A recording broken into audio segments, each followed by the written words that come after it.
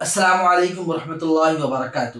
الحمدللہ دارالخیر آرگنائزیشن 2016 میں قائم ہوا اور اس کے ماتحت الحمدللہ سب سے پہلے مسجد کی تعمیر ہوئی، پھر اس کے بعد 2018 میں مدرسہ دارالخیر قائم کیا گیا اور اس کے ساتھ ہی بہت سی الگ الگ سرگرمیاں کر رہا ہے، جیسے فری میڈیکل کیمپ ہو گیا اور راشن ڈسٹریبیوشن، کمبل کا ڈسٹریبیوشن، ایسی جو ضرورت پڑتی ہے معاشرے کے اندر ان کے لیے بھی کام کرنے کی کوشش کر رہا ہے۔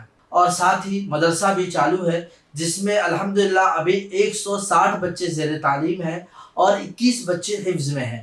اعوذ باللہ من الشیطان الرجیم، بسم اللہ الرحمن الرحیم۔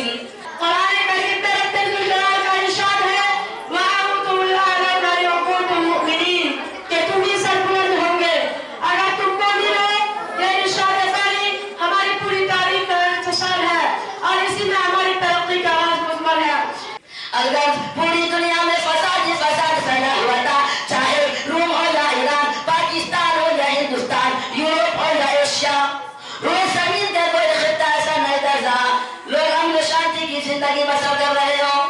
اس حالت کو بیان کرتے ہوئے قرآن کریم نے کہا ظہر الفساد فی البر والبحر بما کسبت ایدی الناس۔ ایسے خطرناک اور طریق ترین حالات میں اسلام کا ظہور ہوتا ہے اور اس میں کرو پریشان دنیا کو حقوق انسانی کا پیغام سناتا ہے، امن شانتی کا پیغام سناتا ہے، صلح و آشتی کا پیغام سناتا ہے۔ اسلام کہتا ہے صلح جنگ سے بہتر ہے، چاہے جھک کر ہی کیوں نہ ہو۔ اللہ تعالیٰ نے قرآن مجید میں قیامت کا نقشہ مختلف انداز میں کھینچا ہے۔ ارشاد بانی ہے یوم ترجف الراجفہ تتبعها الرادفہ قلوب یومئذ واجفہ ابصارها خاشعہ۔ ترجمہ جس دن کانپنے والے کانپے گی اور اس کے پیچھے ایک اور کانپنے والے آئے گی، کتنے دیر اس انتظار کریں گے، ان کی نگاہیں دامت سے جھکی ہوگی۔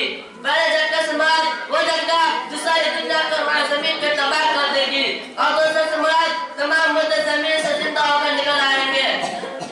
72واں یوم جمہوریہ یعنی 26 جنوری منا رہے ہیں۔ بھارت کا قانون ڈاکٹر بھیم راؤ امبیڈکر نے بڑی محنت اور مشقت سے 2 سال 11 مہینے 18 دنوں میں مکمل کیا تھا۔ مسلمانوں، وہ کون سی چیز تھی جس نے غلام کو غالب اور آقا کو مغلوب کر دیا؟ سچ فرمایا اللہ تبارک و تعالیٰ نے وَأَنْتُمُ الْأَعْلَوْنَ إِن كُنتُم مُؤْمِنِينَ، کہ تم ہی سربلند ہوں گے بشرطے کہ سچے پکے تم مسلمان رہو۔ وآخر دعوانا ان الحمد للہ رب العالمین۔